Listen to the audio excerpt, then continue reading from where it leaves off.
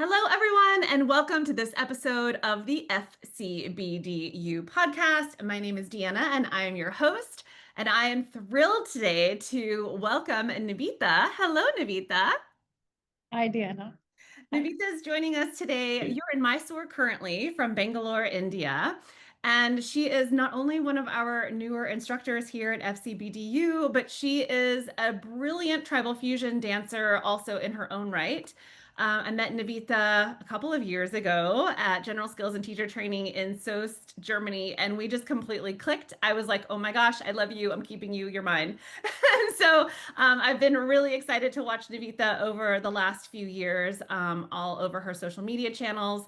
And I knew I wanted her to be a part of FCBDU the moment I heard her teaching at teacher training and the way that she broke down all the movements. She is a brilliant instructor, an absolutely gorgeous dancer, and an amazing human.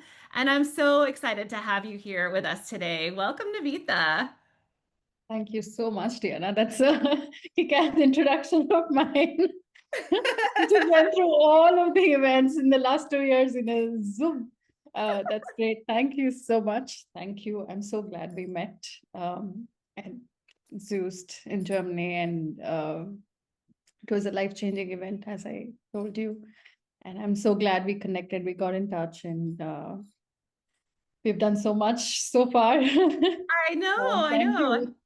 I think I Yes, reached out thank to you. you last year and we've kind of just been working together and talking together for yeah, about a year, kind of like putting all of your kind of thinking about different classes you could offer here at FCBDU and talking about all the things that you're doing and your passions for your laybacks, which your layback class is amazing also, by the way. So, You. Thank yeah. And somebody that I mean, of course, I teach yoga. I practice yoga every day. And as someone that is also passionate about their yoga practice, I'm really thrilled, of course, to have your warm-ups and your cool downs and the way that you're so intentional with preparing our bodies for the classes that you're putting on for us. Yeah. So anyway, I'm just excited to connect on so many levels, not just dance. So yes, thank so you. welcome, welcome. Thank you so much. Thank you. And thank you for giving this platform to bring together all of the learnings that I have had in the last 13 years. Um, it's one platform where I can bring in my yoga based warm up, yoga based conditioning, and FCBD movements. It's just beautiful. And thank you for this. Yeah. Yes, you're very welcome. So, can you tell us a little bit about yourself so people that might not know you yet? Because mostly you've been in the tribal fusion world for the last many, many years. Yeah. And so, can you tell us a little bit about, yeah, your background in dance and kind of how you made your way into Fat Chance Belly Dance Style? Okay. Try and keep it as short as I can, but yeah. I started dancing when I was 21 years old in the year 2012. And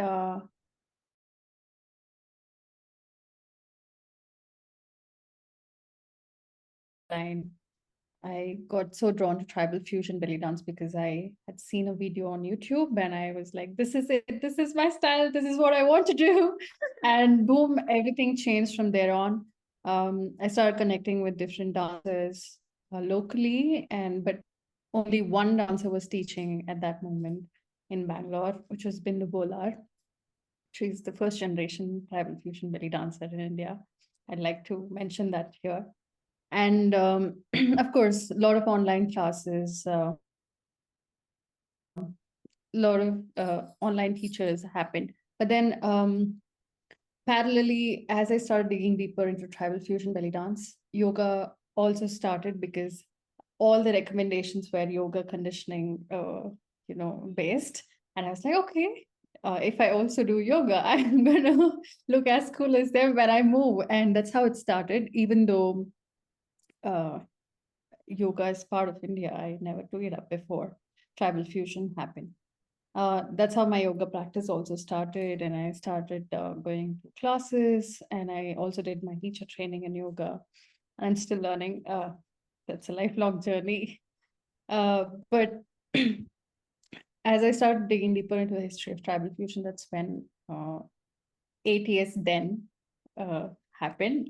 Uh, it's like, what is this new American tribal style now, FCBD called? What is this new style, or what's in it? And that's how I bought the DVDs that were sold on the website then, and I started my learning in the year 2016-17. And it's been, I started picking it up from the DVDs, and thereon I wanted to do my first general skills training in 2020. I was planning it in 2019. And then I got in touch with the host who was hosting you in Germany. And because of the pandemic, it didn't happen. It kept pushing forward. And finally, it happened in 2023. And then I'm so glad it did. And I'm so glad I came there and I could get in touch with you all, because it's one thing to learn a form, an art form through DVD or through online courses, but it's something completely different to dance with your co-dancers, with your community, and feel that connection and feel that oneness. And I think I told you many times already, I felt like this is my home. When I came there and moved, I was like, it was very it felt very familiar and home feeling when I moved with dancers there, when I learned all that I learned.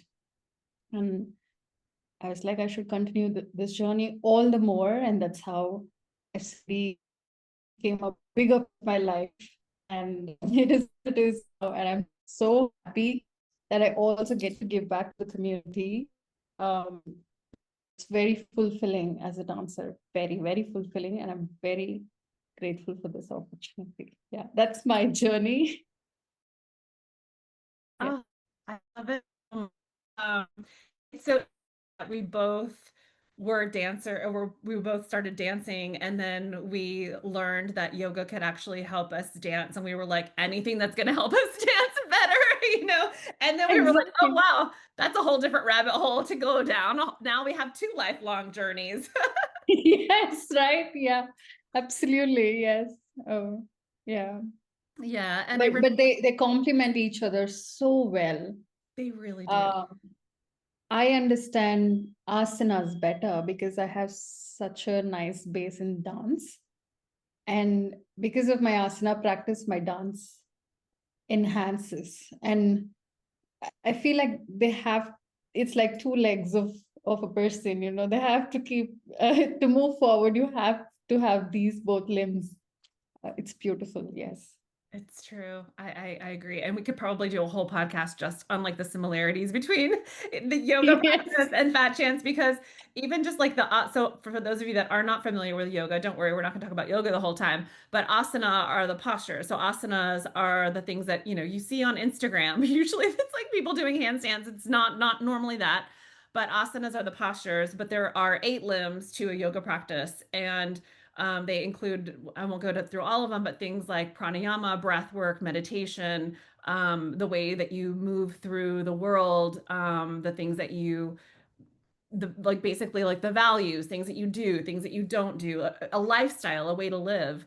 And I look to those as also a way that influences my dance in other ways too, not just the physical, because as we know, our dance is so much more than just the physical postures, right? So you just mentioned that connection that you felt, or you just felt like you were at home because you were in this room with, well, there was like 50 of us in that room all dancing and connecting, and many of us not knowing each other, but you come in because you have this shared, almost like shared values, shared thought processes, and so it's easier for you to connect together with people like that.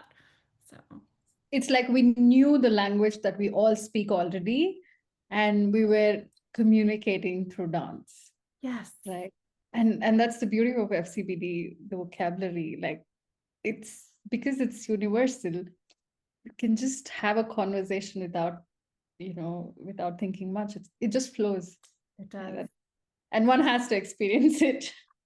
It's true. I'm getting like a little emotional just thinking about just being in that room of, 50 people and all the dancing and connecting and happiness and yeah, all of that was happening. And I just have to mention Take because me back. I know, take me back, take me back. I just have to Yes. mention because there's something that I remember and I have to share like the coincidence of this whole thing. So, in teacher training, for those of you that have not taken teacher training, depending on the number of people that are in teacher training, determines basically like how many steps that you will teach in front of a teacher, and then you get feedback. And we have everything on these little cards. And basically, it's like I shuffle the cards, and then I pass them out or I spread them out, and you pick the one and that's your card. And so right, I got passing out. I think I'd like fanned out the cards or I don't remember. They were upside down, like I didn't even see them. yes. Passing Yes. out the cards, passing out the cards. And I get to Nvita, and Nvita, what was your step? Do you remember? Yes, of course. I will never forget it. It's Reshamka. It was the Rishopka. Yeah, like what? Of all the steps that were there, this is the step. It's like exactly, it's just like pieces that are meant to be together, coming together. It's Like, what are the true. odds? It has to be Resham Khan, and I'm like, boom, and I thought Resham Khan. And then that's the first step I ever thought in the training, and I'm like, that's it. Yes.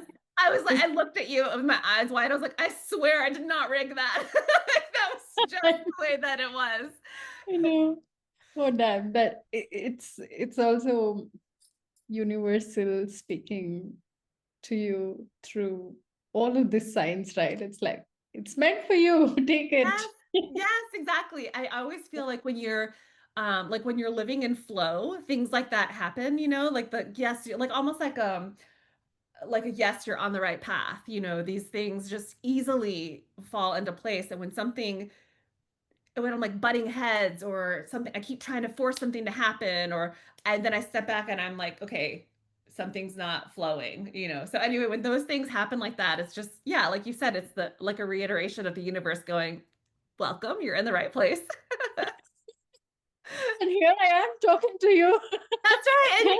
And also we're releasing your newest class this week called Rashamka Spin. So it's just like full circle. Wow. I know. Okay, now I have another moment. Okay, that's awesome. It could have been Sunanda, it could have been layback, it could have been anything, but no, it's Reshamka. And we had to talk about Reshamka again. Perfect timing. Amazing. Amazing. Oh, okay, so let's dig in a little bit more because I could Yes. just spend hours and hours chatting with you about just like all the things. So today in our episode, we're going to talk, of course, about Fat Belly Dance Style. We won't talk as much about yoga, although maybe we can have another episode on that. And really talking about the roots, the Indian roots that you have experienced from your experience, both living in India, doing tribal fusion, being exposed, and being now a Fat Chance Belly Dance certified studio, and digging into jewelry and costume and all of these different inspirations that you kind of notice are predominant in Fat Chance Belly Dance Style. And so I'm excited to dig into that with you.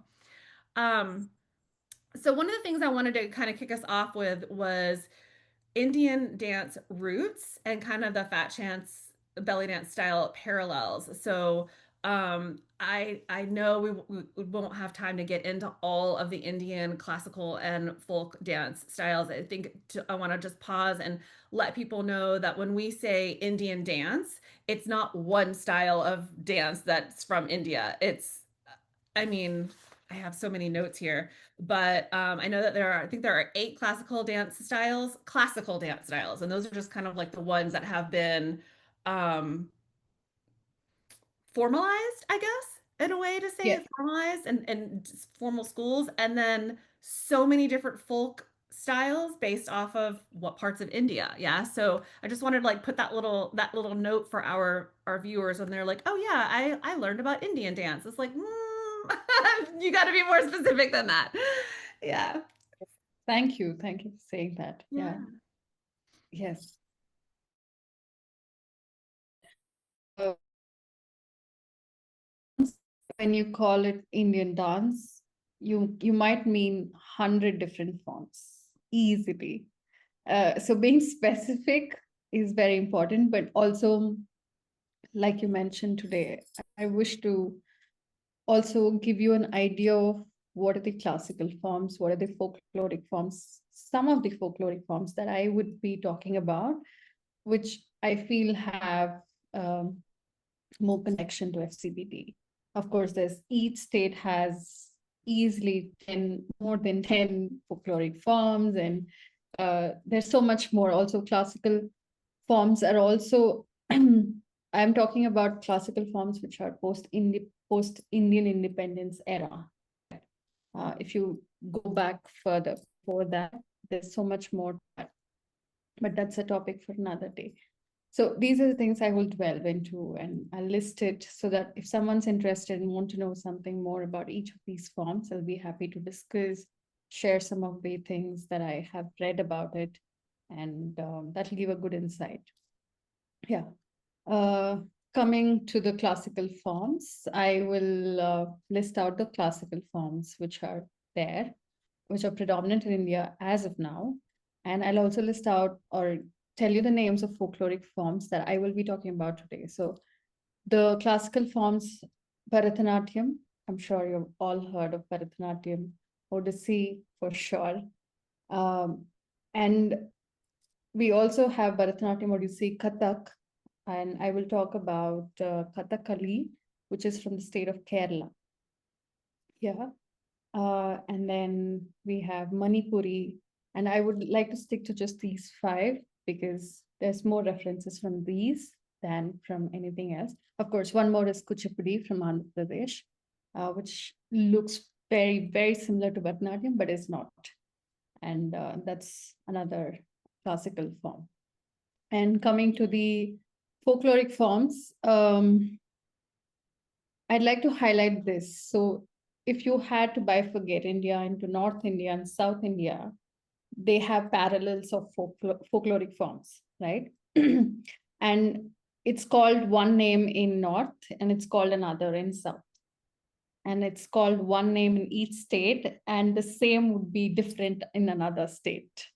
Yeah. So for example, there's a folkloric form called Kachigori, which is you have a horse around you and move the horse, right? It's called something else in one state. It's called something else in another state. So you could get confused with it. So I'm going to stick to the terminologies which are used predominantly in Rajasthan. So I'm going to be specific about it so that when you refer to it, you know we are talking about the folkloric forms which have had their cultural influence even specifically in that place and not from any other place, right? So that way it's easy to kind of refer, right? And we will talk about Kalbelia, of course, Bhavai, and we will talk about Goomer, and we will also talk about some more folkloric forms of Rajasthan that will have us get into digging into the influences that I've had on FCBD. Yeah, I would like to limit it to just these because any more than this, I'll have to expand this podcast to 2 hours and not an hour. Right. That's that. I hope this explains where we are going to get at. Yeah, absolutely. That sounds fantastic. So,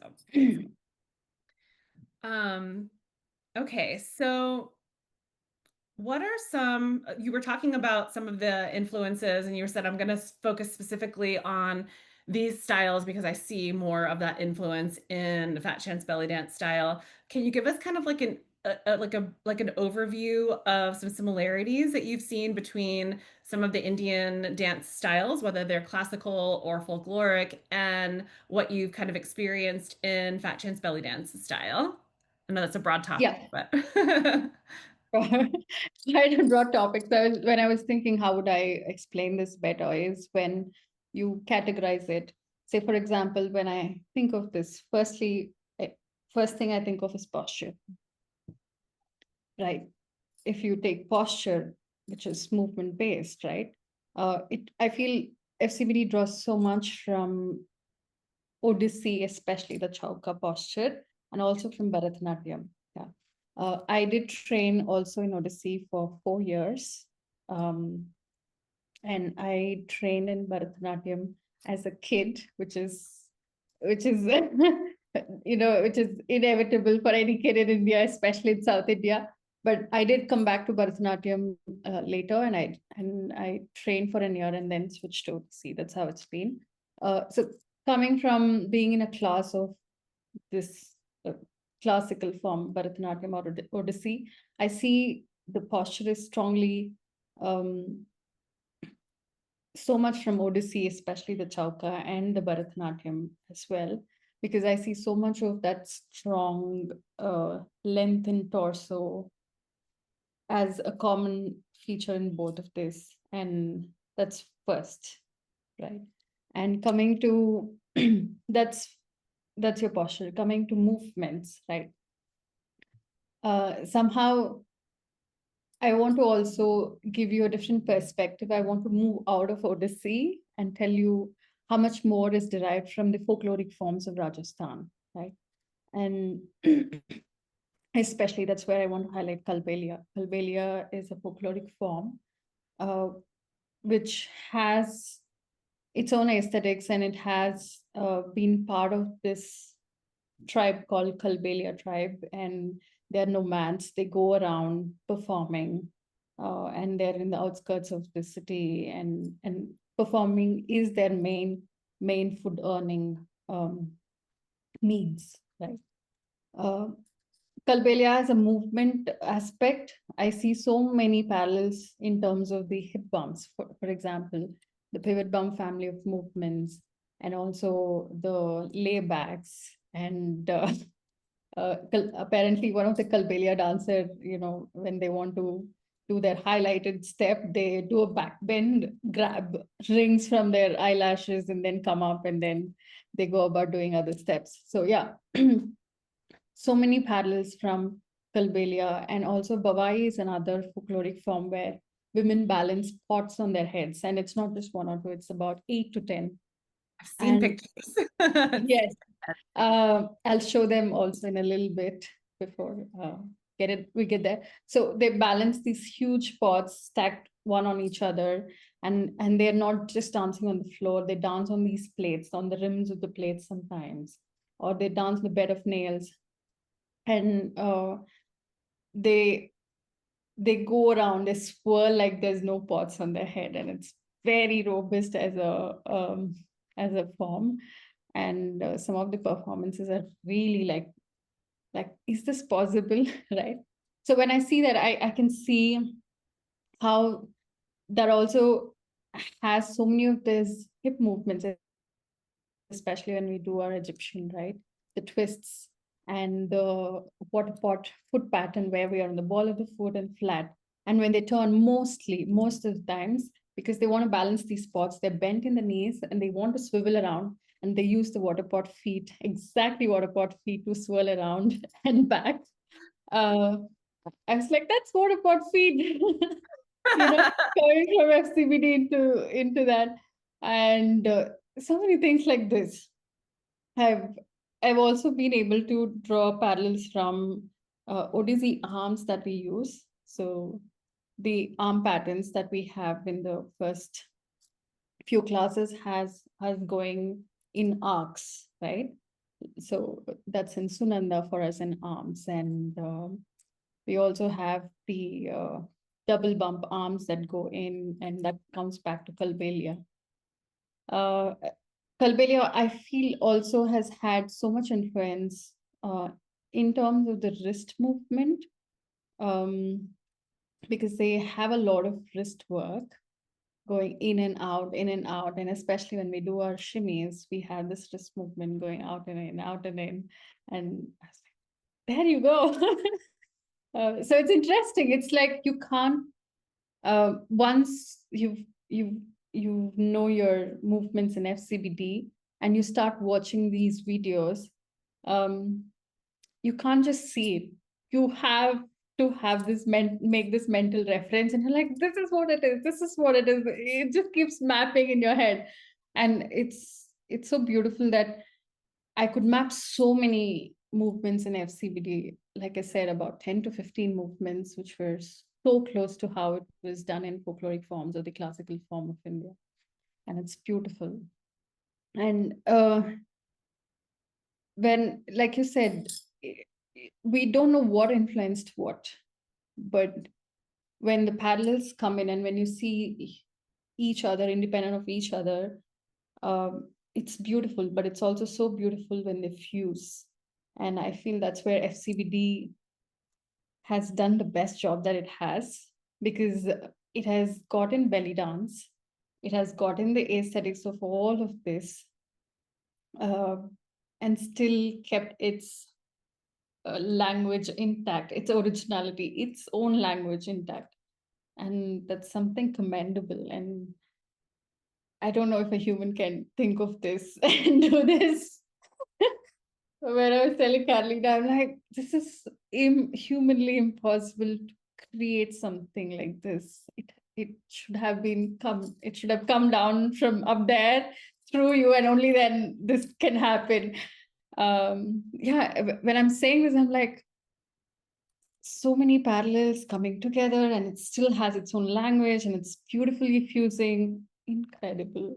Yeah, I'll I let mean, you. when I think, thank you for all of that. And when I think about, when I see, I've been to India, I've been to Pushkar, which of course is not all of India, but and seeing the Kabelia dancers, and I've seen when you're talking about the back bends, and I think she picked up like $1 or something like back completely over, and then like picked it up, and then came back up like ta-da, like it was nothing.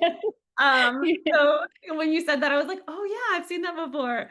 But I love what you were saying about how you kind of can't, like, once you see it, you can't unsee it, I guess. You know what I mean? Like the water Yeah. pop beat, you're just like, oh wow. And while it may, I mean, like India has the dances and the traditions of India have gone throughout the whole world, just with like the migration patterns and everything. So it's like something that you see in India, you might also see in the southern part of Spain, from all of that travels, or Turkey or North Africa. And so to see how there are some similarities, who knows where they originally came from? This step that we find in North Africa may have originally came from India or may have come from Turkey. And so I love that we can see these different aspects and these different influences in the dance style, because I also think that that allows people to kind of see a little bit of themselves in the dance. Yes, yes, absolutely. And it also gives a sense of um, freedom, in the sense I wanted to add this point, because Indian classical forms are very strict to its vocabulary and there's no fusion allowed, right? And the possibilities of them fusing with folkloric, and that's how I see sometimes as FCBD movements. It's like beautiful, that's like breaking the norms and still keeping something intact. That's beautiful, and bringing your own language. Yeah, that's like beautiful. And that reminds me, I would love to show some pictures of the Kalbelia dancers Oh, and yes. their just stills. And this pictures are derived from this book called Expressions of the Soul by Kiran Kapoor. He has done some good research on few of the folkloric forms of Rajasthan. He has not explored the complete Rajasthan. He has just taken the north of Rajasthan, because that's going to be a bigger book. So he wanted it to be just little limited. Um, and you can refer to that book always. And these pictures are from the book. Yeah, I'll Excellent. And for share those of you that are link. listening on Spotify, I want to invite you to join us on YouTube so that you can also see the images that Navitha is going to share. Yes, yes. I'm gonna quickly share my screen. There we go. And boom. And this was the movement that we were talking about, where Yes. Oh my gosh. you can see the dancer. She's picking up these two rings from her eyes, the eyelids, and then she comes back up like It's a piece of cake. That's that. And this is also another picture of the Kalbelia dancer. She's making some ornaments with beads, and you can connect it back to the some of the ornaments that we use, yeah, in FCBD as well. And outside of the Kalbelia dancing, the Kalbelia dancers also dress up a certain way, and I thought I should kind of show you that. And this is it's a Kalbelia women in traditional attire and her silver ornaments. And usually, Kalbelia women don't wear silver when they're performing because they have a specific performing attire and jewelry. And this is them when they're not performing. So, yeah. So you can see all of these coin necklaces and the huslies and the beautiful jhumkas and Wow. these kadas. Yeah. Absolutely stunning. Yes. That's that. But I'll also come to the jewelry part. As you said, parallels. That's the next point that I want to talk about. Um, since we are here and we can already kick off into the next Yeah, parallel, let's next do it. category. Yes. Yeah. Coming to the jewelry, like I said, I also see how over and above the Banjaran jewelry, right? Because usually it's all wherever I have seen the references, it's always about the Banjaran jewelry. Yes, great, definitely they're there, they're used, but I also see so much of beads and patchwork that's coming into the costuming. I feel the Kalbelia dances or the Kalbelia dancing and aesthetics of costuming in Kalbelia has had its influence too.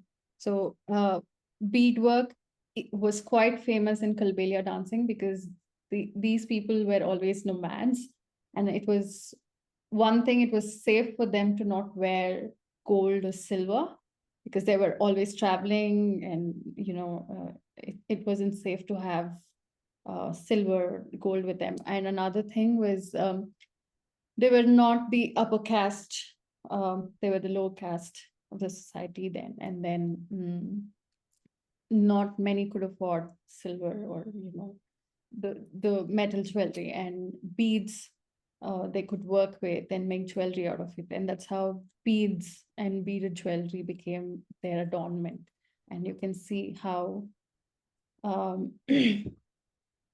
this is some of the forehead ornaments that they wear, and it's called choga or dora or tika, right? And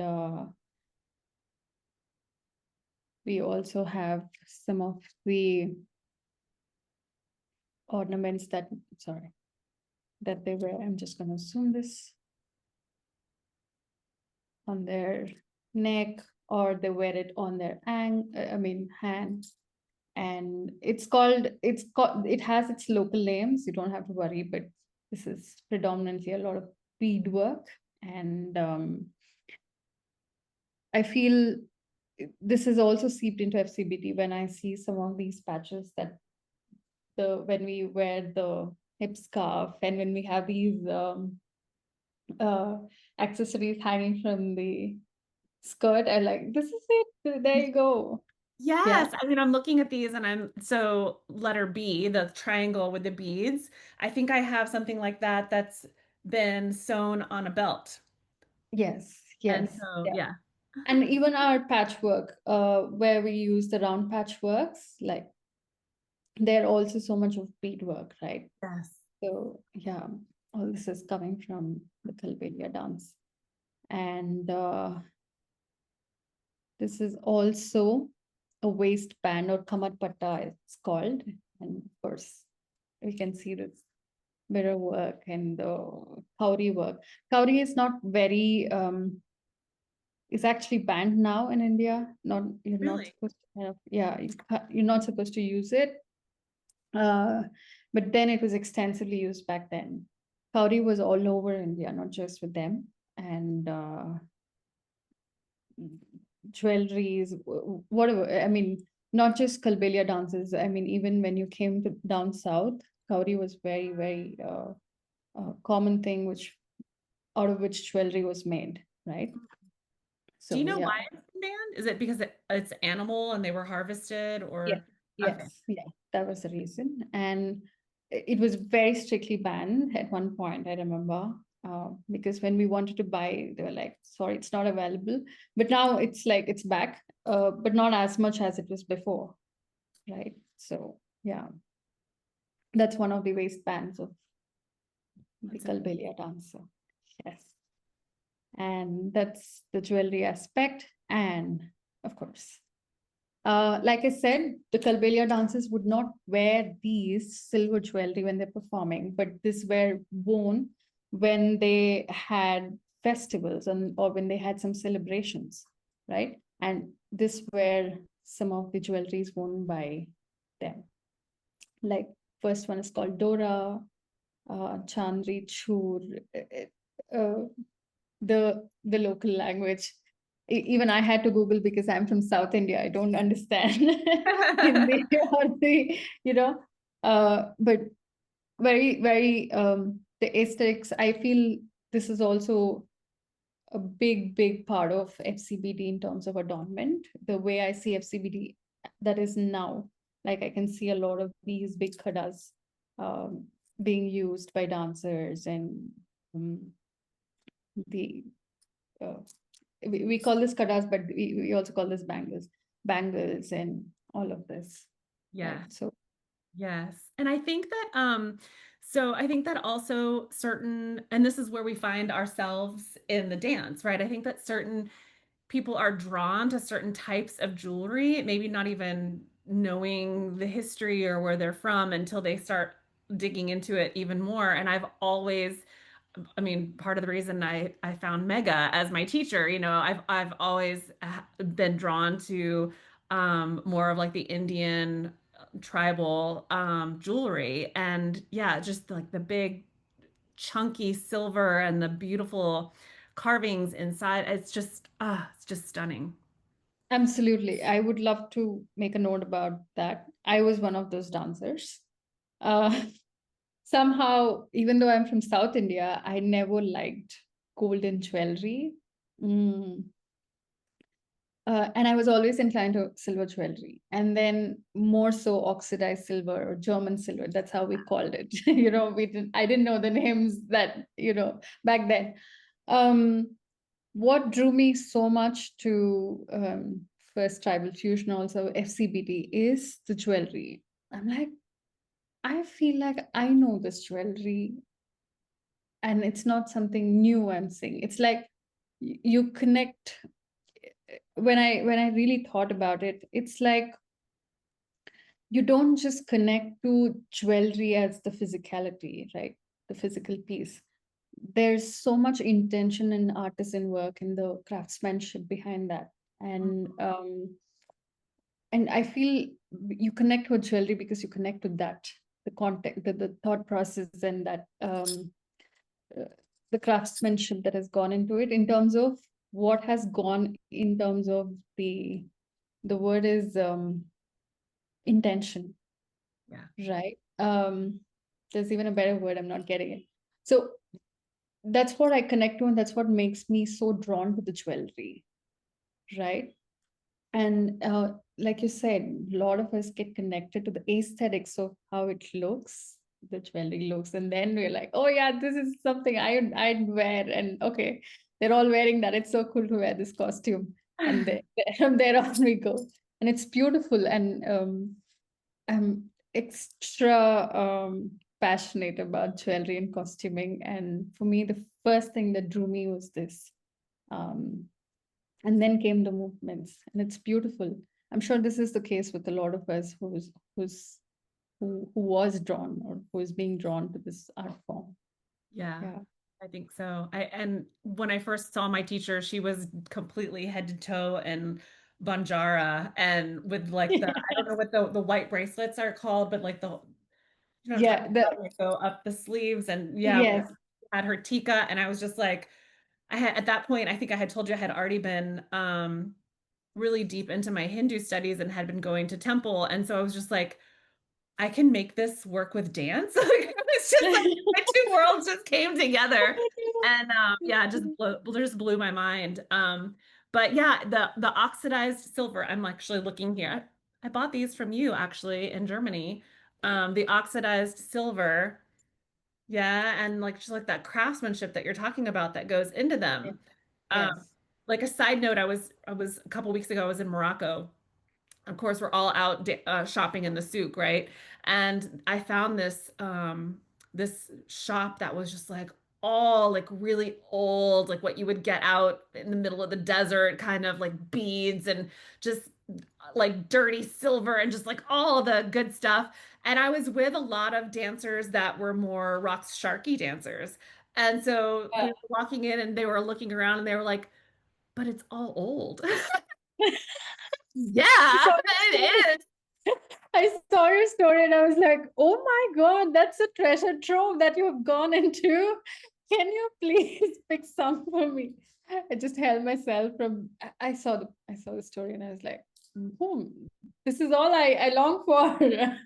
I just retired with the house full of that and that's it. Exactly, exactly. But it was so Yeah. interesting because other people were like, but it's old. But that's what Yeah. I love about it. Yeah. Yeah, exactly. And the term that I was trying to remember was character, right? Oh, That yes. character could be about who made that and also who wore it before you, right? Yes. And all that's being held inside that jewelry piece, you feel like you're imbibing into you. It's like a way of connecting to your ancestors, a way of connecting to people who've come before you and keeping that chain alive. It's a Oh, beautiful feeling. I I know. love that. Yes, you're just like all of these people get to, I'm dancing with them. I'm dancing for them. I don't know who they were, Yes. but they have inspired and influenced and added their energy to this life and this, yeah. Yes. Yes. And it's so beautiful. For me, at least, I'm doing the other way around. I didn't know any of this until I started dancing. And after dancing is when I'm digging deeper into this. And for me, there's only one way to think. It's all of them trying to communicate to the future or to the now through me. And that's Mm. how I see these jewelry, costume, movements, all of this as. And it's just beautiful. Sometimes it's so much you can express through movements, but there's so much more through your adornments. And that's where these jewelry pieces, and especially these old vintage ones, because they have been worn by people and it has its character and it's Yes. beautiful. Yeah. Oh, I love that Yeah. so much. Thank you for saying that. Yeah, it's they're like they're with you dancing. Yeah. Yes, absolutely. And what else, a better way than to connect them and to yourself and to what's coming ahead? It's like a bridged. Yeah. Yeah, yes. I think it Yeah. also inspires us to want to learn more about who made it. Like when was it made? Where did it come from? Who would have Yes. worn this? Yeah. Yeah. Yes, absolutely. Yeah. And even costuming beyond jewelry, right? Like, it's one thing to have the costume accentuate what you're doing, but it's another thing to see how much story has been told through that costume, right? Like the artwork, sometimes there are stories printed on the cloth, and how it becomes a medium of expression, not just dance, right? It's beautiful. Ah, that's Yes. so great. And I mean, and to that point, it's also super important to understand like if there is a depiction on the fabric or the tapestry to kind of understand what it is so that you know that you're not using it in a way that is disrespectful. Like I've seen images of Ganesha and they were added to a belt that's like worn on the butt. And I'm like, no, no, no, don't do that, please. But somebody doesn't know. They're just like, oh, look how pretty this fabric is. There is a responsibility also to understand like what is it that you're, yeah, for people that aren't familiar with. Mm, a good question. But I would say before using, especially gods and goddesses on anything. It's nice to kind of do a little surface level research and see if it's relevant, or if it's okay. Because coming from here, this place, um, being a Hindu, um, gods and goddesses are like you how do I say, you find them on street. If it's lying down on the street, you pick it up and you put it in a place which is untouched, or where people don't walk, or where you know what I mean, right? Yeah. So any Respected a lot. is sacred, whether Yeah. it's a piece of paper with the image or Yes. Yeah. And if it's a piece of paper which has an image of Ganesha, for example, um, people would think twice to throw it, right? It's right. like, no, sorry, it has Ganesha on it. It's Right. it's God, and um, it's there's so much respect, and beyond respect, it's also about that the spiritual aspect, the cultural aspect. How before knowing the spiritual aspect, at least for kids, as kids, we were taught, if you see God, respect is, you can't, you know what I mean, right? Yes. So it's very difficult to explain this for someone who's not from here, and that's understandable if you're using motifs of Ganesh, or any god or goddesses on your cloth or anything. But uh, to know what it is and then to use it is one thing. To just simply use it for aesthetics is another. Mm. uh, I'd appreciate if they did it mindfully and gave a little thought. That also brings me to the aspect of using bindis, right? Yes. Yes. Yeah. Let's talk about that. It's a big topic.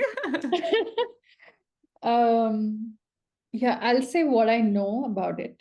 Um, uh, I was keeping myself from, okay, I'm not going to say it, but I'm like, no, I'm going to say it. Just say Uh, it. yes, I will. Um, so let's say cultural context. It's like, if it's a woman, it's part of her, in the sense, if she steps out without bindi, it's like she's not dressed up, right? And especially married women, it's it's like a physical aspect to show that the woman is married, right? The sindoor, right? And that's one, right? And the second spiritual aspect is this, where my guru told me that this part of the women is very sensitive, and she can draw a lot of things through this place. And back then, people would apply vermilion it is, which is made red, to keep that sensitive part protected, so that she doesn't attract something that's not supposed to be attracted. Mm. Right. And that's how they would wear it big, because that place is not just a small point. It's quite a big spot there. And slowly with modernization, then over time, it became bindi, and it became something that you stick on it. And even today, if you see some of, for my mother example, she would never stick anything there. She would always make a paste, which is going to stick that vermilion onto her skin and keep the vermilion and make it round shaped. And it takes good 5 minutes to get through that process. And only then she sets down, right? Even my mom's generation still follow that. So it's that intact.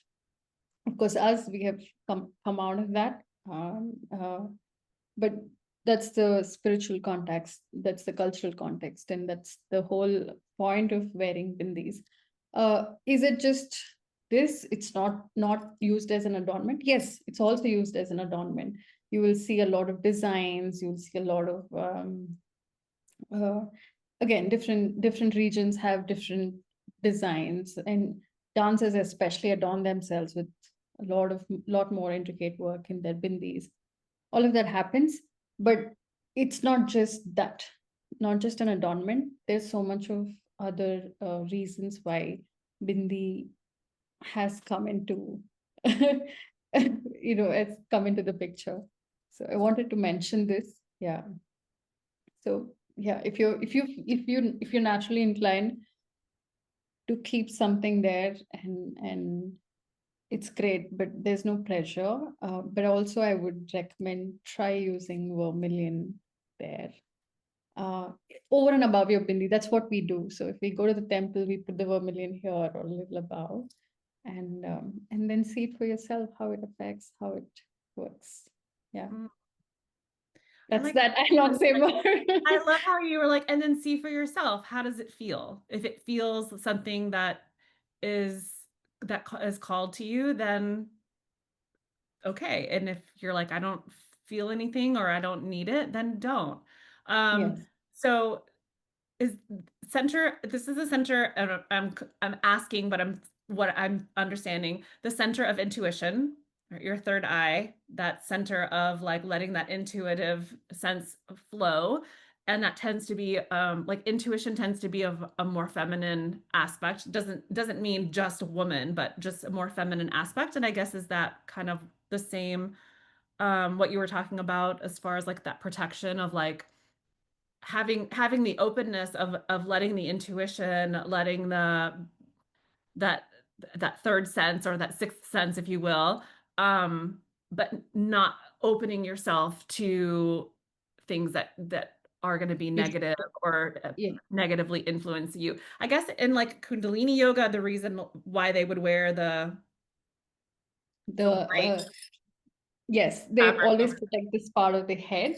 Yes. Um, Brahmins they have extra layer of hair and they make a bun, and it's traditional that way. And Muslims use the cap. Yes, you're right. And as you said, it's a feminine aspect. It's not just only for females. It applies for males as well. Like even a lot of men wear vermilion on their forehead, and it's the same reason. Just that females are more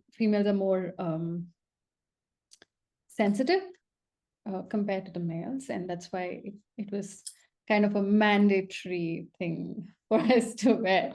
And yeah, that's that. Yeah. Yeah. Thank you for sharing that. I really appreciate it.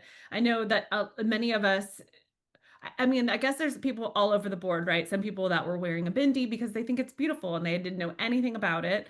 And then Hmm. people that were wearing a bindi because they had been called to wear it or had been wearing it before they were dancing.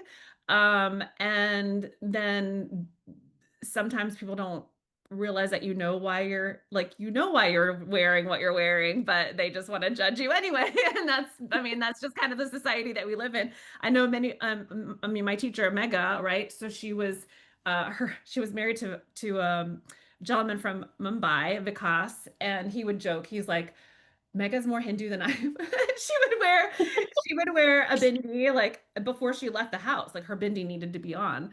But we lived in the Yes. southern part of the United States, and she would, if she wasn't with her husband, she would get some looks. And she's like, just because I'm white doesn't mean that I don't know what I'm doing, you know? So I anyway. know. Yeah. Oh God, yeah. I can only imagine how it must be all the more weird back there, because no one's wearing it, and suddenly you're wearing it and walking around, and people are like, "What's that?" Right? Why are you wearing that? Is it a tattoo? I mean, like you would get that all the time. So no, it's not. So Yes. Yeah. Yeah. I think, yeah, that explains all the three contexts of why you wear a bindi, the adornment, the spiritual, and the social context as well. yeah. Yeah. Thank you for sharing all of that. Yeah, and the costuming that you shared as well, the images. Um, and so I'd love to talk a little bit about kind of like where you see that like if we can go back to the movements, like where you're noticing some of the I think you said you had a list, like you were like going through Yes. and figuring out like these are where I'm seeing Indian influences within the Fat Chance vocabulary. I would love to dig into that a little bit as well. Yes. Um, yeah, I made a list because I wanted to make sure I covered all of them. Uh, so I have written down the name, and I've written down in which dance form I saw most something very close to what was done in FCBD versus what was done in the folkloric form or classical form. The first one is single bump. Like you cannot not see it, especially the Kalbelia dancers when they're moving. Um, their traveling movement is with them moving the hips, pulling the hips up, and that's exactly what's happening with us in single bumps, right? And uh, same with double bumps, especially the arms, right? Where we have the arms going out and in. And I'm like, that's double bump, but done a little different. And then arm undulations, I saw it more. I also want to highlight another form called Goomer. Yeah, Oh, Goomer is another folkloric form where dancers have this swirling movement predominantly in their dancing. And that's what Goomer also means, literally. Um, so in this Goomer movement, where because you're swirling, it's nice to create shapes with your hands. And I could see so much of arm undulation work in Goomer as well. Like, there we go. It's And Kumar. I feel like I've seen Colina did it in a devotional show, on a devotion show that we were doing in San Francisco. And it's like a lot of Mhm. like swirling and going in a circle and then like this kind of like, is that correct? I mean, I know I'm not doing Yes, it you're correctly, right. but it's like Yes. I'm seeing it in my head like this kind of thing. And the Yes, you're right. Covelia, I'm seeing like this little, yeah. Anyway, so I'm loving how you're saying this. I'm like, I can see it. I see it. You're right. You're right. That would also make sense for me to share the screen, show how Goomer dances, the aesthetics, how they look. I wish I could show a video, but then I'll stick to this. Uh, I'll show a picture of Goomer dancers, and that maybe that'll help you also connect and help the audience also connect. Um, there we go. Get back. Please excuse my toddling. Yeah. There. So Boomer dance have a different aesthetic in terms of the costumes, and also it's not as performed as fast as Kalbelia. Uh, Kalbelia also was slow when it first began in the 1980s, but then it became very acrobatic and fast later because of its recognition from outside of India. And yeah, a lot has changed since the 1990s for Kalbelia. But coming back to Goomer, Goomer is relatively a very slow dance, and you're moving in circles, and it's done by Rajputs. The um Rajputs meaning the people of royalty, literally means that, right? So they're upper caste, and that's why you see their jewelry is all gold. Mm. And their adornment is completely different from that of a Kalbelia dancer, right? So this is what it looks like in terms of costume. And I also have couple of other pictures, I guess. Yeah, there you go. Goomer dances performing on stage. Yeah. Goomer has is predominantly swirling, and that also brings me to how when we are switching leaders, the lead and follow, when we switch, how we go in a circle and how then we switch. Yeah. uh, Ah. it, it's very so for them their entire dance formation is mostly circles or playing around with circles and circles inside circles, and then swirling and having circles and then circles inside circles. It's a visual treat to watch Gomer. And it's not going to it's not fast, and that's where our calibrated spins also I feel has derived from, where it has its tempo, but it still is whirling and it's in constant motion, and it's beautiful that way. And the way the hands shape when they swirl, even the simplest get accentuated, and it's beautiful. And yeah, please do check out this folkloric form as well. It's called Goomer. Yeah. I'll try to Yes. post a video to like a link to a video in the podcast. Yes, I have videos of all of these forms that I'm talking about. I can share that and maybe Yeah, that'll we can help put it in them the show see notes. what the form. Yes, yes, Yeah, that'd be great. lovely. Yeah, I mean, good. And we're talking about Uh, what? And we were at arm we, undulation. Yeah. And Gumar.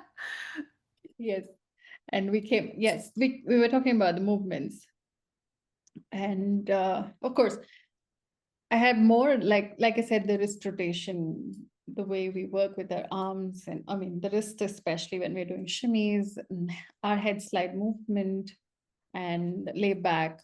Also, a lot of our barrel turn.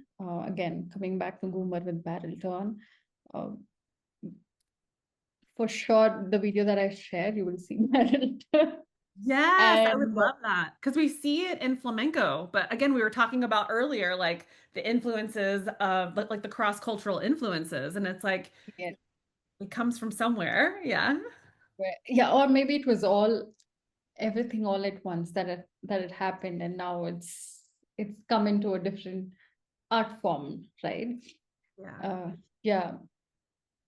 And coming back to the movements, shoulder shimmies, oh my god. um Kalbelia, coming back to Kalbelia, has so much of shoulder work, right? And sometimes it looks like she's doing shoulder shimmies for sure. And she's doing, and I want to highlight the step shoulder shimmy with hip drop combo. You know, that's exact. I'm like, oh God, there You you just go. said that, and I The can hip, see it in my head. yes, there you go. Shoulder shimmies. I can see the hip drops. And like, that's it. This is where it's coming from. Yes. There's only just the arms that's added, and it's beautiful. And the wrists with the like with the hip. Yeah, yeah. And the triangle step too. Triangle step more in Bhavai. Bhavai, that brings me to highlight Bhavai as another folkloric form, where there's a lot of this resisted movement because there's so much weight on your head. You want to keep that intact, but you have to move. So that's where this pull and push movements are more. And triangle step also is so much when they're moving, when they're switching formations, they use so much of this movement. And it's beautiful to see them do it with a different aesthetic, of course, but it's the same movement, and uh, it's literally just the same, even the footwork. I'm like, there we go, here it is. Yes. And Baba is a treat to watch. Bhavai also started out as a form where only men were supposed to do. And Mm, later women took over, and they were like, no, we're also coming into doing this. And that's where Bhavai also evolved. that's one I haven't seen before, Bavai. I'm gonna write it down. Yes. And I'll also quickly share some of the references, just in case, for some of us who've not at all seen Bhavai.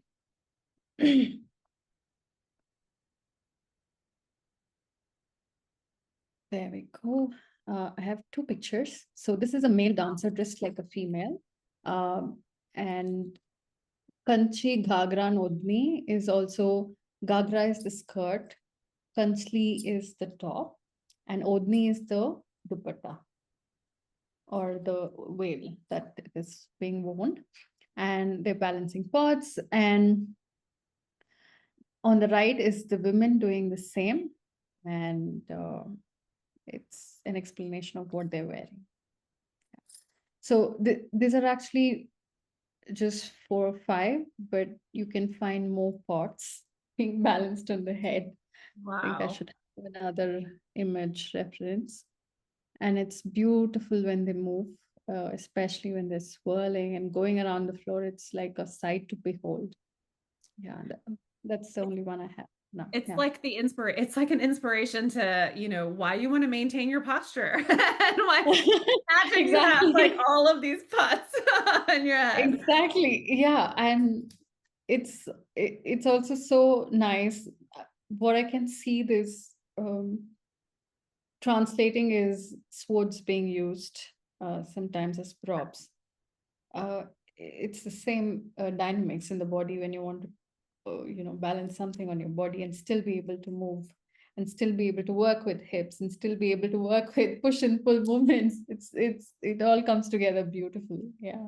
Yes, it does. And it's kind of a side note. So the classic Fat Chance belly dance style balancing is actually having the sword or the basket balanced on your head while you're doing the movements and not the dialect steps that we're seeing with sword and basket where you're moving around with your hands.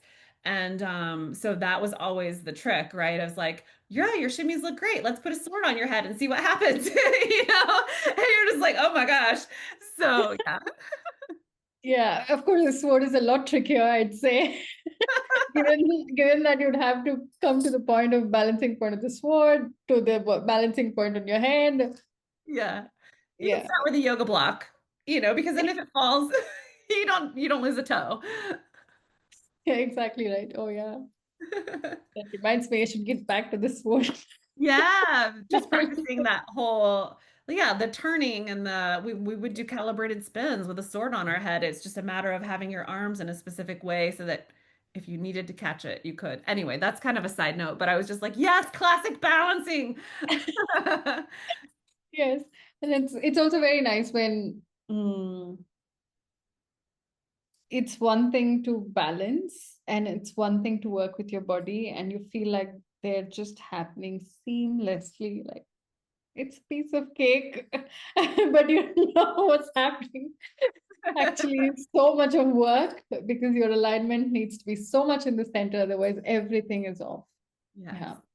Yeah. I think Bhavai, when someone takes a look at Bhavai as a folkloric form, also when someone sees FCBD dancer balancing the sword and they can see this alignment, the center alignment, it's unmissable. Anybody can notice, and it's just beautiful. And I think that's where the movements also have, they look similar because if not for this prop, it would look very different.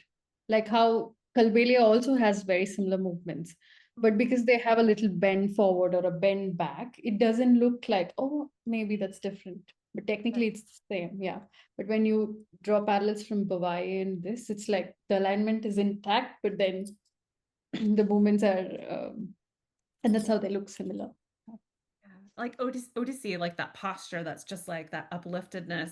I mean, and we can again, I'm about to like drop a little thing that we could go off on a whole other podcast, but like the posture and the sacred geometry that you have in Indian classical dance styles like Odyssey I have chills, reminds me of the posture and the arms and like everything in Fat Chance style. So like this the energy channels of the chakras like flowing through this midline of the body like in Odyssey, being able to just have that flowing and inviting that energy to flow.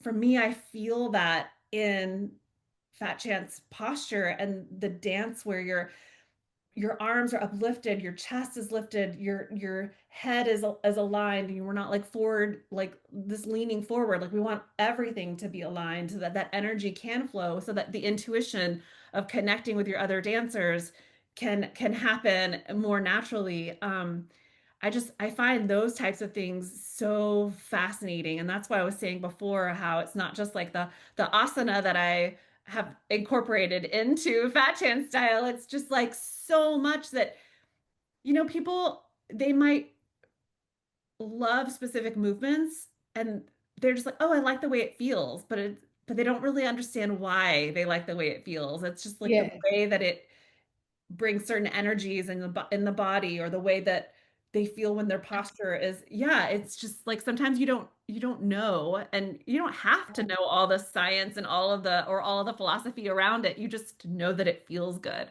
And so anyway, I just, yeah, when that like alignment center part, I was like, yes, I'm so tempted to talk about something that I discovered off late when I was doing a yoga boot camp do last it. weekend. Let's I'll just just go add for it. to it. So, I was always thinking in straight lines, in movement, in everything. Even in asanas, I was thinking in straight lines, which is great.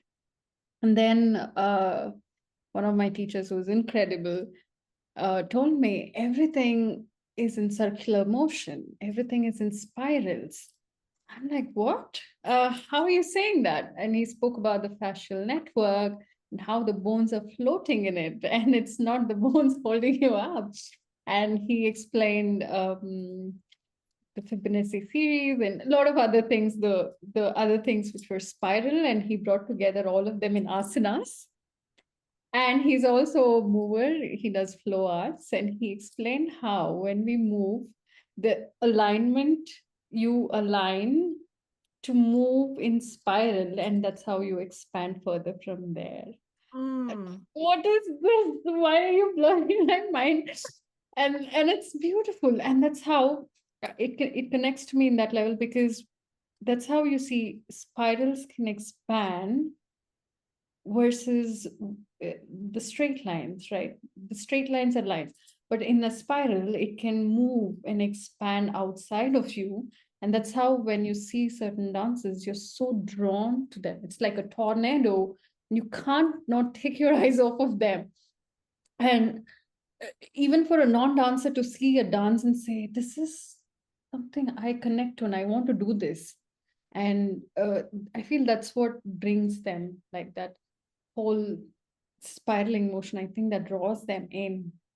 And if you're exuding also, you're always like, I give it out to you. So even my hand gesture right now, it's so much spiral, right? So I'm like, oh, now I cannot see the spiral.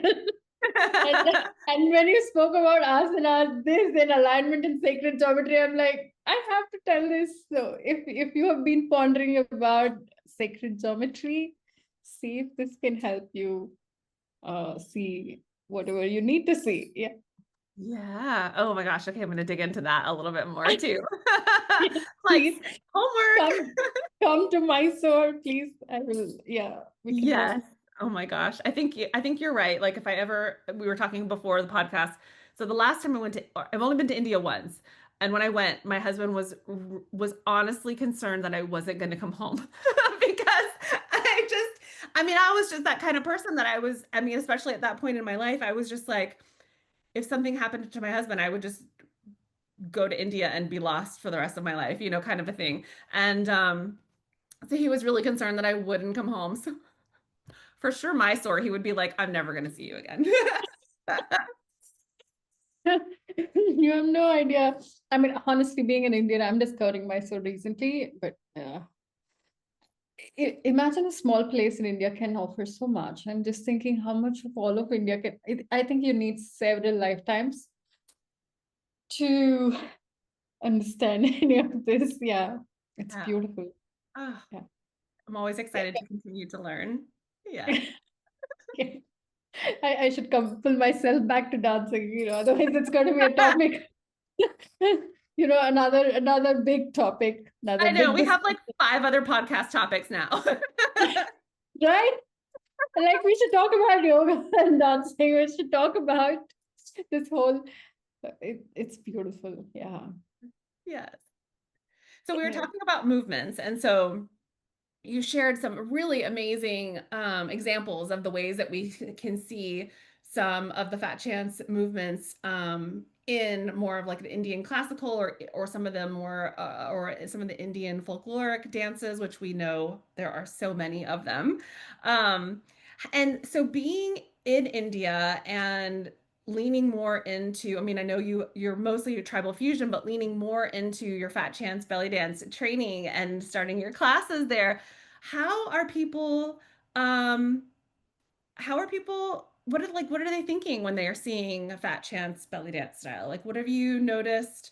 Because like you said, it hasn't been predominant there. I know maybe like 15 years ago there was a small group of students that were studying Fat Chance style. I don't know if they're still dancing.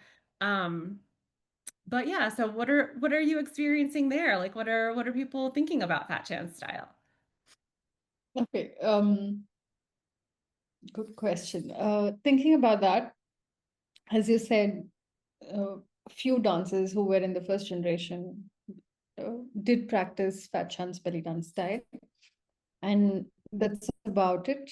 But then because tribal fusion belly dance is more predominant here, um, unless the dancer is digging deeper and going into the history, FCBD is still a very new term, very new movement for a lot of dancers here, even though they are in belly dance, right? Um, and we do have some dancers doing FCBD right now, but then when I look at the general student crowd or general masses, it's still, I'd say, it still needs a lot of work for someone to say, okay, look at this. This is another form, and there's so much more to this.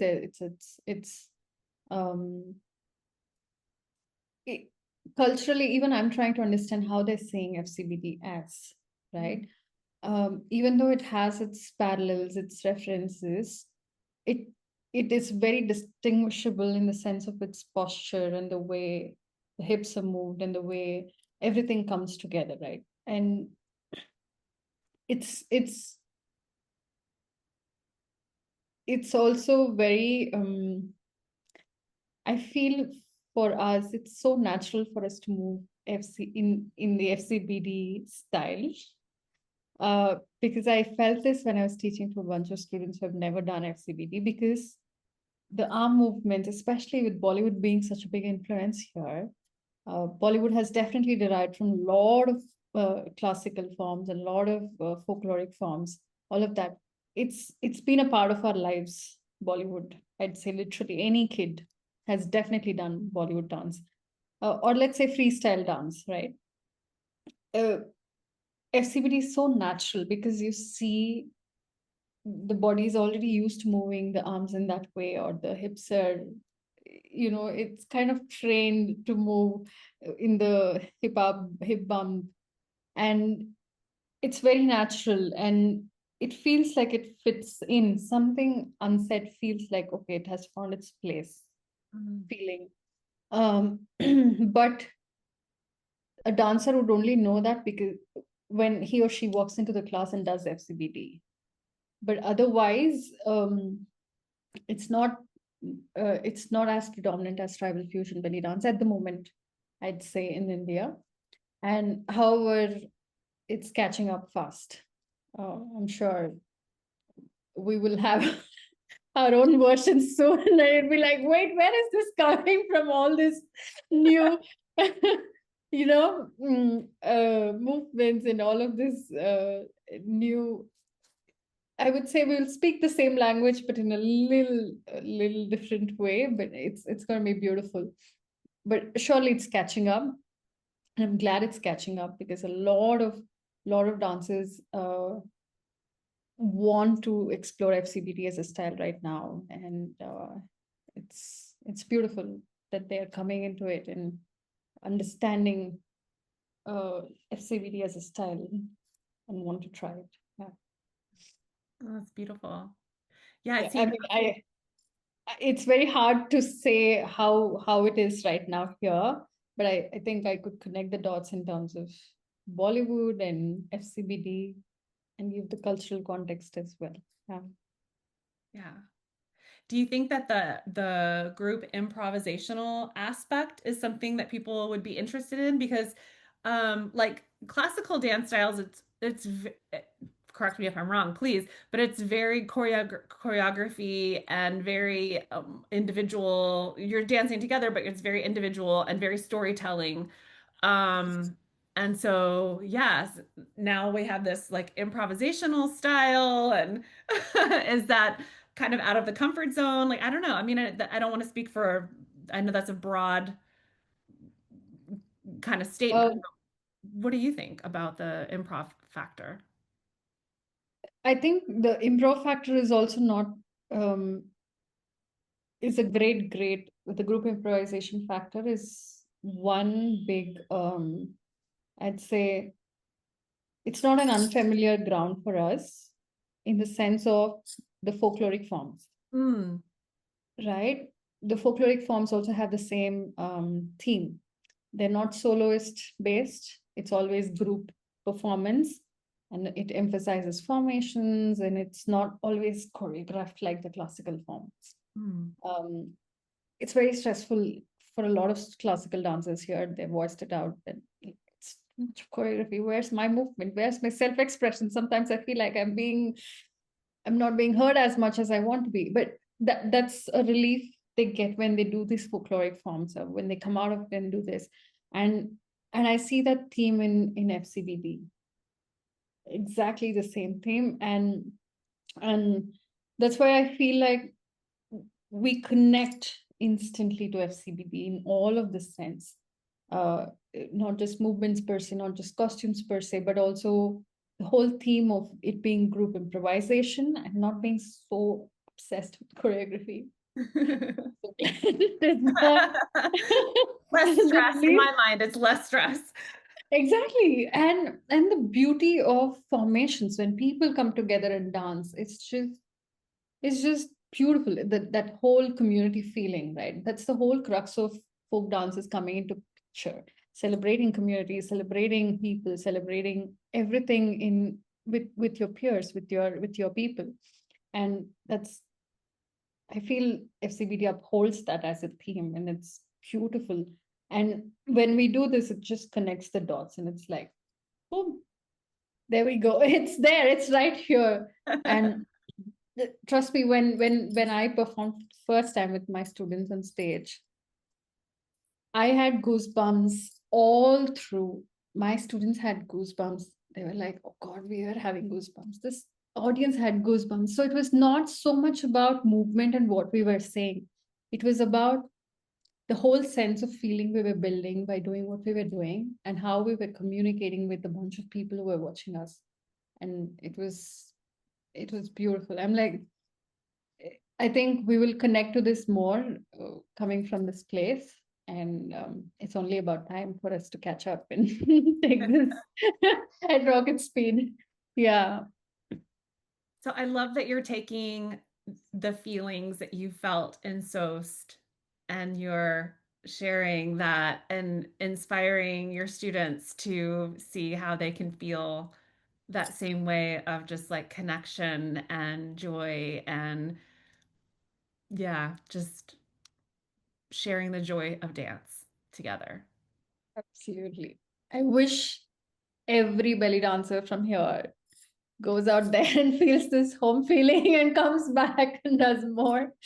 It's just beautiful. You wish this for every dancer. Yeah, it's that good feeling. Yeah, it's like wherever you go, you're at home as long as you're with. Yeah. Yes. It's beautiful. It's beautiful. I'm like, not gonna cry. No.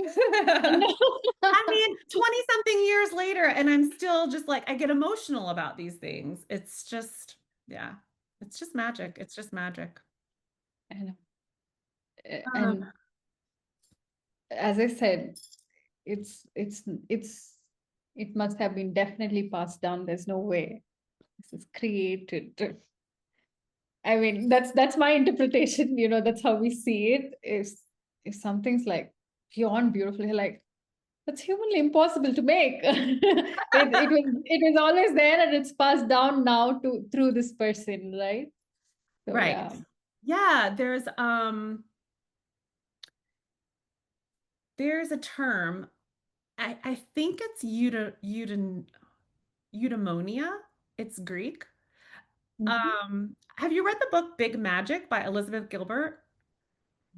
Okay, so wrote this book called Big Magic, and it talks about this like this little, basically you can think about it as like deity, right? And so you get this inspiration, you get this idea, and if you don't act on it, right, it moves on. And this is why sometimes you're like, I had that idea years ago. And it's like, but you didn't do anything with it, right? So it's like this idea was floating around and like Carolina was just like, this has to happen.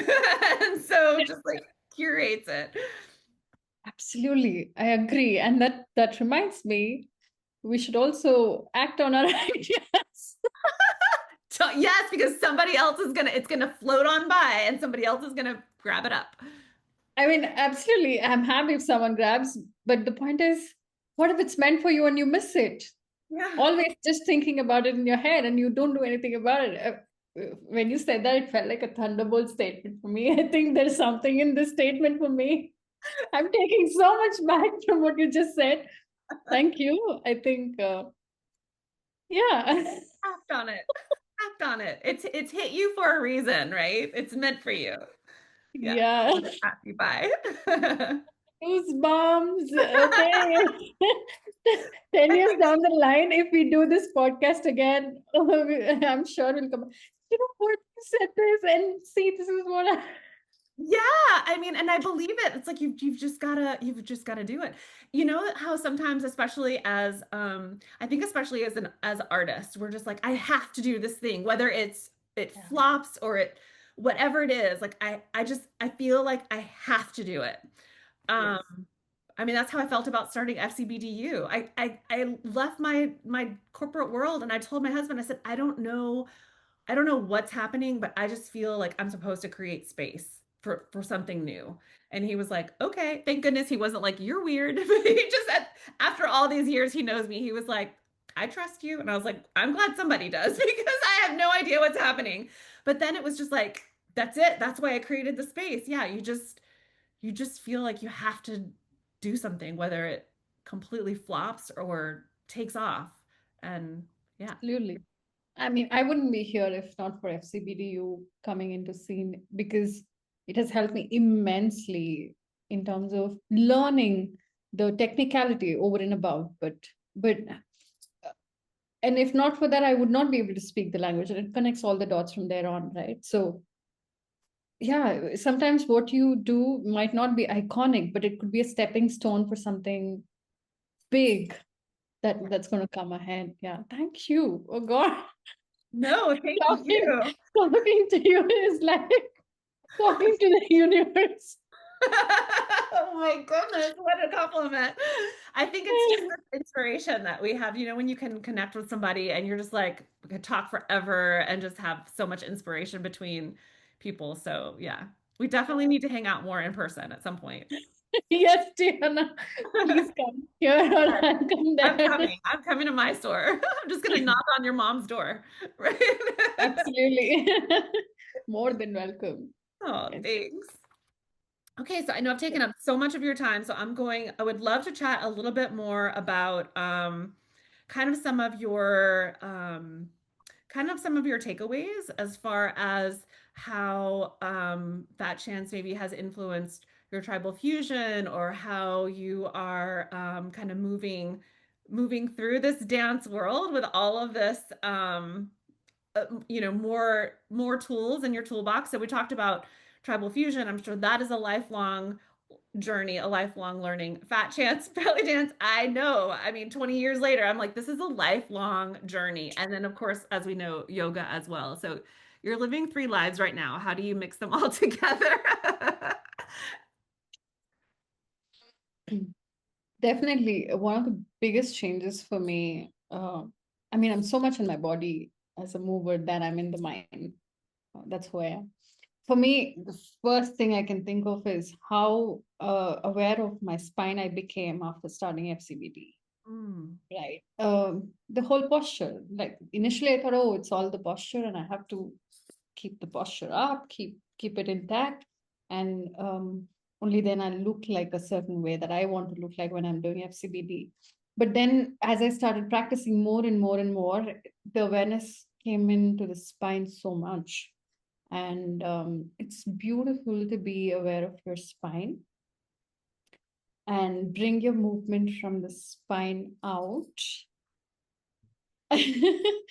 Than just being aware of everything apart from the spine.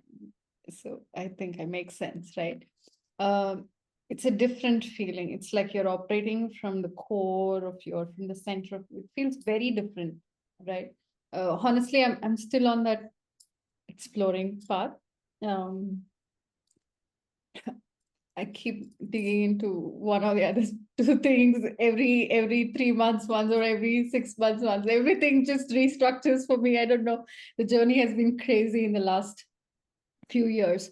So one of the biggest things is that for me right now from FCBD and how that has changed the way I move in either in yoga or in tribal fusion as well. especially in yoga because I just finished the yoga boot camp. So, oh, uh, the way we breathe, like the way I'm breathing as I'm speaking to you right now, uh, I realized I was doing a lot of stomach breathing and clavicle and a lot of chest breathing. To breathe from your floating ribs and then connecting it to your spine because now you're more aware of the spine makes you breathe very differently and makes you move very differently. I can't quite say how different that is because I'm still figuring out. My asana practice has changed. Um, my tribal fusion movement quality has changed. I'm going into more flow work. I'm sure it's evident than doing a lot of dime stops. I'm like, this is not me, but this is me now. Right? Uh, I'm like, but is so where is this coming from? Honestly, I sat about it and thought when I went through your questions. Oh, I'm like, how has FCBD changed, and how did this happen? Right? I'm sure the yoga must have had an influence, also tribal fusion, but I strongly attribute it to FCBD because of the posture awareness that I felt like I should strongly bring in when I was practicing, and breathing from the spine out and moving from your spine feels very different, and it's beautiful. As of now, that's what it is for me now. Yeah, and I'll share more if I have more coming up. Yes. Yeah, it's always I mean, like you were saying, like 6 months from now, you're going to be like, and now this is this whole other thing I didn't even realize or didn't connect with or am learning more. Um, I, I love what you just said. Because these are, I mean, I love them also because they're two of the biggest things that I found helped me connect, with more self-awareness. So the posture for sure. And then it wasn't until I started doing yoga that I became more aware of my breath. And um, a lot of people know my story already, so I won't share it here. But long story short, once I started focusing on my breath and how I was breathing, my dance changed as well. I felt more like I felt powerful, but in a softer way, like more controlled without having to be anxious about the control, like just Yes. flowing with the control because it changes your nervous system, right? You're just like you're more present with your postures or with your movements. You're you have a sense of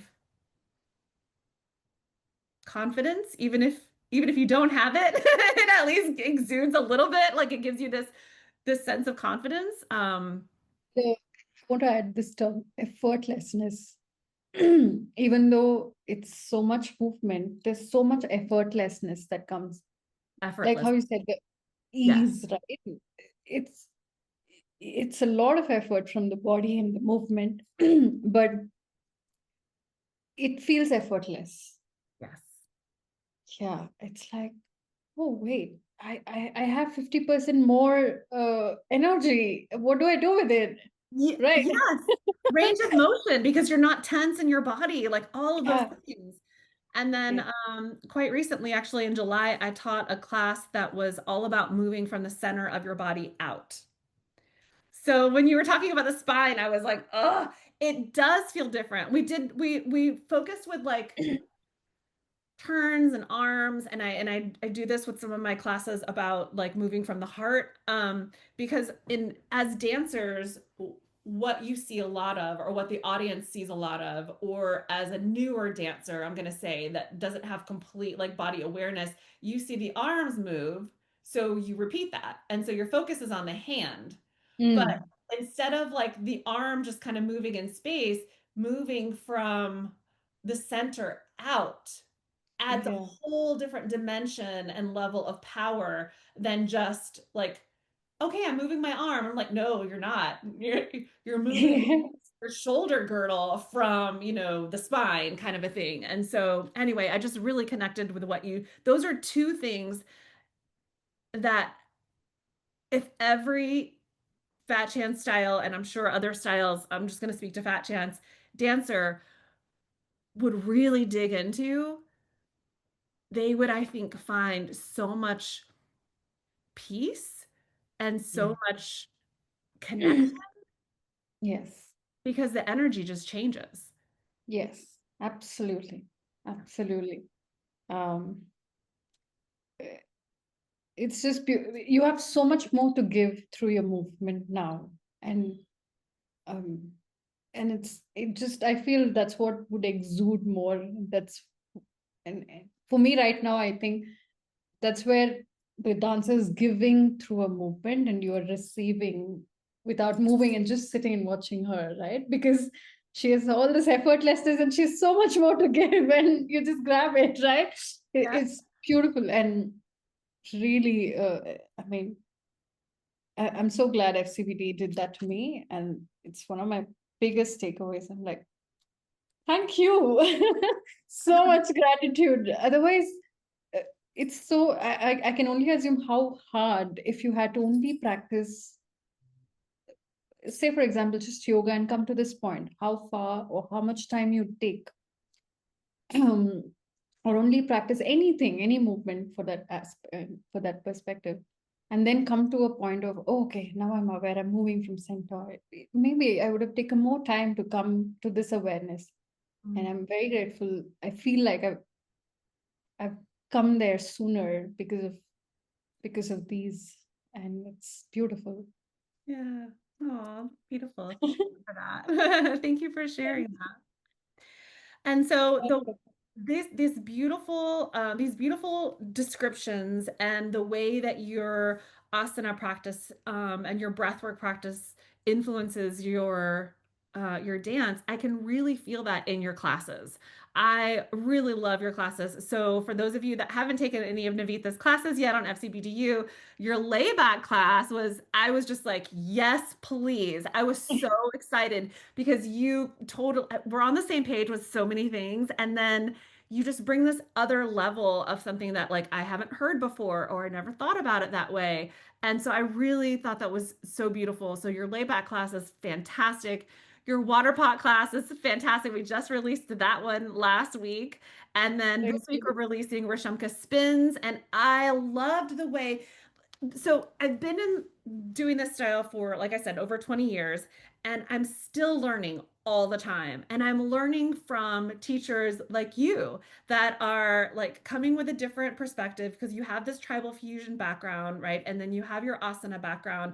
And so I feel like as teachers, we're all, I talk about as being like a mixed cocktail of all of our Yes, influences, right? And we're going to have yes, different influences. So we're not going to teach something exactly the same way, even though the technique is the same, right? You're yeah. going to explain something in a way based off of your experiences. And so the way that you even just broke down the Rashamka spins, I was like, oh yeah, it is a combination of these three movements. It was just something even like that. I was like, from this perspective that you have of like we're breaking down these three, we're putting these three movements together to create something new. I was like, yeah, yeah, we are. I mean, the whole class though, also on the footwork and the evenness, everything was just really, really brilliant. So I want to highly encourage everyone to jump in on the classes, whether you feel like, I mean, maybe you feel like a layback isn't ever going to happen for you.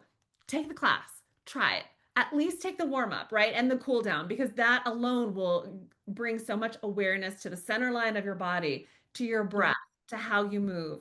So even if that's not in your wheelhouse, the water pot, even if you're like a water pot pro and you're like, I nailed this water pot, take Navita's class on the water pot because I promise you are gonna walk away. You're gonna learn something. I even love the music that you used for that. It works perfectly Oh, with yeah. the step. So yeah, I'm just so excited to have you here on our team as a part of FCBDU for people to learn from you, to yeah, have a little different perspective, and bringing in all of your background into Fat Chance style. Thank you. Thank you for providing this opportunity for me. It has been a great learning process. I've shared with you what all I've been able to learn in the last few months by doing these classes, right? I've learned so much by teaching online and doing a tutorial. And I've learned a lot of things again, and it's beautiful. So thank you for starting FCBDU and bringing us all together and giving this platform. Thank Yeah. you so much, Diana. Cool. So can you Thank tell you. us where else we can study with you? Like what, I know you have a lot going on. So tell us a little bit about where we can study, whether it's with Fat Chance or Tribal Fusion, or where we can meet you, maybe if you're at a festival or something. Okay. Uh, okay, I'm just gonna quickly say I have my regular classes that I teach. It's tribal fusion based. I teach them on a weekly basis on Mondays, Wednesdays, and Fridays. This is an ongoing class that's open level. Anybody can join this class. But I also have FCBD class for beginners, especially that I teach again weekly on Mondays, Wednesdays, and Fridays. They're all online, so you can join from across the world. Feel free to get in touch. I can share more details. But over and above that, I've been lucky to travel also across the world. I'm going to immediately, the next, in November, I'll be in Slovenia teaching at the festival which Manka Pavli will be hosting. And next year, I'll be teaching across different parts of Europe and Australia and Brazil. And I'll come back to Russia, and then that'll finish the year. So if you're around in any of these places, I'll be happy to meet you at the festival or meet in person and dance with you. Yeah, that's what it is. Amazing. Thank I'm you. so excited for you. I will be in Brazil next year too. When are you going to be there? In October. Okay. I'm going to be there in July. I was like, oh, we could meet. Oh, damn. Yeah, Okay. I Yeah. know. Not quite the same, but That's close, just a month away. I know it's like so close, but that's okay. Yeah, but a lot of Europe, and I hope somewhere in Europe it happens. Yeah, Yes, let's see. sure. But otherwise, I've told you I've already reserved a spot. So wherever it's on, I'm in. That's it. Yes. Yeah. We have so many great things coming out at FCBD for FCBD Style and FCBDU. So I'm hoping I will see you at one of those events as well. Yes. Absolutely. To feel home again, that's that's the best feeling I'll be waiting for. And yeah, I look forward to it. Yes. Well, Thank Navitha, you. thank you so much for your time, for your knowledge, for just sharing and allowing us to ask questions. And of course, this will be up on our YouTube channel and Spotify, so people can chime in the comments. And I really appreciate having you here, and I'm so grateful that you are a part of our community. And yeah, I'm looking forward to more time with you. Thank you so much. Thank you for this, and thank you for helping me share whatever I had about FCBT and about my journey. It's an absolute pleasure uh, to feel all of this, but it just gives another beautiful feeling when you share it with the world. And thank you for this podcast because I understand now how much more beautiful this is now that I'm sharing this with you all. And I hope this helps you in your journey to bring in more of all of the elements that we spoke of. And yeah, hope this is of help. And thank you again.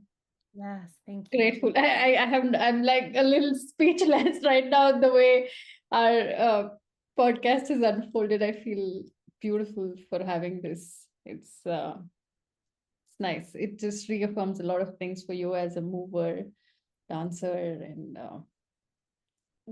yeah, I'm leaving with a beautiful feeling. Thanks again. Good. Yay. Yes. Thank you. Thank you. And thank you to all of our members, because without our members, we wouldn't be able to do this. So thank you to our You. members. Jump out and take Navitha's classes. Even if you're not a member, you can purchase her classes individually. Of course, if you're a member, you can get access to them, unlimited access. So yeah, and tune in for our next podcast episodes. I love that we are doing these series that continuously inspire dancers to maybe step out into areas of dance that's not necessarily movement, but that's knowledge and that's cultural richness and meeting new instructors and just yeah, showing that dance is more than movement. It's a lifestyle that can positively impact your entire life experience. So thank you for sharing your life experience with us, Nvita. Thank you so much. Thank you all. Thank you. Have a good one, Diana. I'll see you soon. Yes, absolutely. Bye, everyone. Bye.